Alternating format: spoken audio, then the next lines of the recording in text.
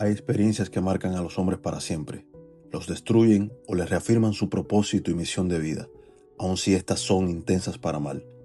El siglo XX, en su volátil cuerpo histórico, nos dejó las más ilustrativas y terribles imágenes de lo que puede lograr la maldad humana cuando la ideología juega a ser Dios, y en su lugar el hombre diseña un destino forzoso para el propio hombre.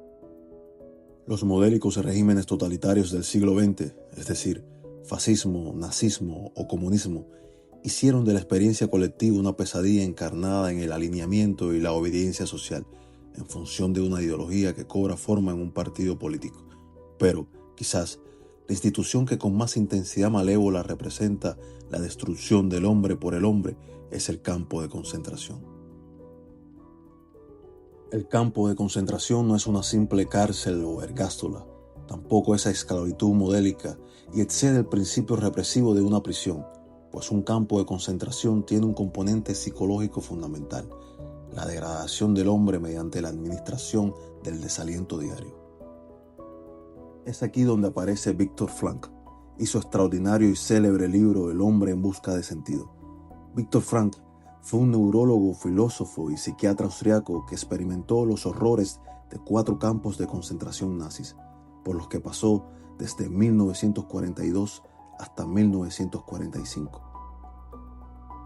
De esta terrible experiencia, que incluyó la muerte en uno de esos campos de exterminio de su primera esposa, Tilly Grosner, que estaba embarazada de su primer hijo, resulta el libro El hombre en busca de sentido, que publica en 1946, un año después de su liberación. El hombre en busca de sentido es un testimonio de honestidad, esto es, el intento de responder a esa pregunta que nos moviliza como seres humanos. ¿Cuál es el sentido de la vida? Sobre todo ante una experiencia de naturaleza política e ideológica, pero de efectos profundamente terribles para la condición humana. Para interpretar todas estas contundentes contingencias sobre la existencia, Viktor Frankl crea y desarrolla un método que llama logoterapia y que propone que, mediante una voluntad de sentido, es decir, hallar y realizar un sentido en la vida mediante el enfrentamiento de todas aquellas situaciones que aparecen y retan al hombre consigo mismo, faciliten al propio hombre una escena más nítida de los acontecimientos que lo impactan. Según Viktor Frankl, la logoterapia no es una labor docente ni misionera. Está lejos tanto del razonamiento lógico como de la exhortación moral. Intentaré explicarlo gráficamente. El papel del logoterapeuta se parece más al del oftalmólogo que al de un pintor. El pintor ofrece una imagen del mundo tal como él lo ve. El oftalmólogo, en cambio, quiere que veamos el mundo tal y como el mundo realmente es.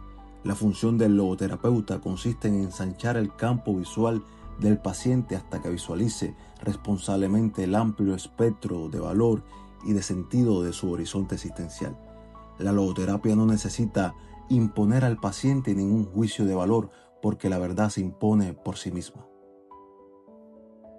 Con esta metodología de matices existenciales, filosóficos y de propósito realista, Viktor Frankl va escudriñando su experiencia en los campos de concentración nazis. El drama se revela como un objeto de estudio de la condición humana. La sobrevivencia extrema ante el abuso sistémico, luchar por un pedazo de pan o un cigarrillo, sobrevivir a trabajos forzados, ver cómo la vida se apaga en los ojos de los hombres que reposan sus huesudos cuerpos en las barracas de los prisioneros, la incertidumbre ante la duración del cautiverio y el derrumbe final en el que el hombre se deja vencer por la ausencia de futuro y una sensación de inmovilidad y abandono que hace que la vida pierda cualquier sentido, en el que el prisionero se entrega a la desesperanza y a la resultante muerte, componen para Viktor Frankl la escenificación más cruda del drama humano.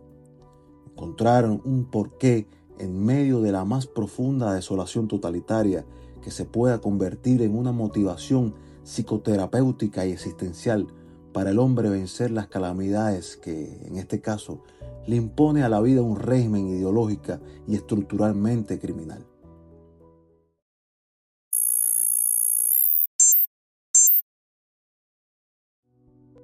Los regímenes totalitarios usaron el campo de concentración como herramienta para desechar la otredad y la disidencia. Y aunque los regímenes comunistas lo usaron también con particular maldad, como expuso Alexander Solzhenitsyn en su libro El archipiélago Gulag, en este video vamos a hacer algunas analogías entre la Cuba castrista y comunista con el campo de concentración como estructura represiva y modeladora de un desaliento convertido en patología social, visto a través del análisis de Viktor Frankl realizado en El hombre en busca de sentido. La Cuba castrocomunista es un campo de concentración en toda regla, un perímetro cerrado en tanto archipiélago rodeado de agua por todas partes. Un régimen político de control absoluto que utiliza la deshumanización como herramienta de supeditación y por resultado genera prisioneros que aceptan su propia destrucción inevitable como premisa justificativa del inmovilismo personal. Y aquí está la primera trampa psicológica filosófica que hay que desmontar. Patologizar una experiencia específica, es decir, castrismo, como una realidad ontológica inevitable. Una suerte de castrismo eterno que absorbe el alma y condiciona las actitudes sociales. Y esto es, sin dudas, falso. El castrismo es un sistema totalitario. ¿Y esto qué significa? Pues la desconexión del hombre con su propósito de vida personal por motivos de imposición arbitraria institucional a su búsqueda material e espiritual. De ahí que éste quede arrojado a un nihilismo que transforma derrota personal en aceptación. De esta experiencia histórica determinada se convierte en drama existencial, de consistencia dramatúrgica, no real en tanto su consistencia histórica no determina un carácter, sino que agrava las faltas de actitudes sociales no resueltas en el tiempo. Esto no supone una patología social que determine el carácter de un pueblo, sino que convierte el fragmento ideológico, castrismo, en un sistema cerrado de falsa consistencia ontológica y por tanto aparentemente inevitable en su permanencia, pues su emplazamiento político totalitario adquiere una naturaleza nacional que confunde Estado y nación como construcciones superpuestas e inevitables. Y es aquí donde radica la falsificación ontológica, presentar como causa primera y sustancial a una pequeña élite que ha logrado gestionar su represión mediante un medio amplificado desde una exageración psicológica de vocación escatológica. Fidel Castro está dentro de los cubanos. Aquí, paradójicamente, los cubanos parecieran ser posmodernos, pero no por el agotamiento de la modernidad en un cinismo reciclador, como lo fue el posmodernismo occidental de posguerra, sino porque el pueblo cubano quedó varado entre el tutelaje extranjero y la debilidad moral, asumida como un complejo categorial en la experiencia republicana, que derivó en un resultado histórico radicalizado, un partido comunista que cohesionó la debilidad colectiva como destino prometedor. ¿Y cuáles fueron los resultados de esta operatoria estructural? Una apatía social de carácter posmoderno sin siquiera la más mínima experiencia de normalización como sociedad occidental por la ralentización comunista, una subjetividad excesiva en lugar de realidad y un absurdo sistematizado en lugar de vida plena.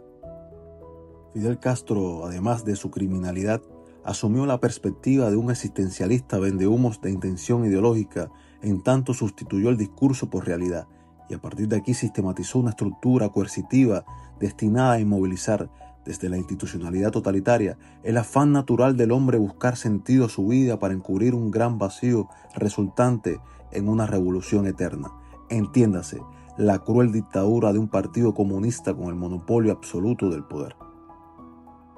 Volviendo al texto de Viktor Frankl, un hombre en medio de un campo de concentración se para sobre sus pies cansados, respira con dificultad ansiosa, mira el cielo cortado por las alambradas y se pregunta, ¿cuál es el sentido de todo esto? Consumido por su confusión categorial, por su miedo no reflexionado, se reafirma con convicción, no hay nada que hacer ante tanta maldad porque estamos consumidos, desalentados y abandonados a la represión.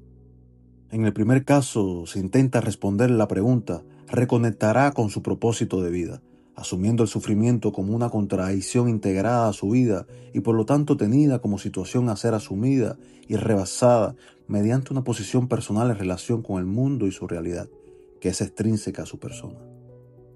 En el segundo caso, se asume la afirmación de la imposibilidad de cambiar su situación, entonces se ubica en el lugar de lo real contingente una patología artificial que inmoviliza su postura ante la vida, y con esto pone en manos del poder la lenta destrucción de su persona como resultado de una maldad históricamente específica y determinada, que entonces es convertida por su subjetividad alterada en un problema sin solución posible desde su mentalidad oprimida. En el primer caso, los pueblos se rebelan a como dé lugar. En el segundo, en cambio, soportan la enfermedad, que no es otra cosa que un régimen político específico convertido por la subjetividad y la represión en un obstáculo dimensionado, con aceptación patológica, incluso si se opone a ella como una oposición débil psicológicamente por esta misma condicionalidad exaltada que hace de una experiencia puntual un fenómeno ontológico paralizante.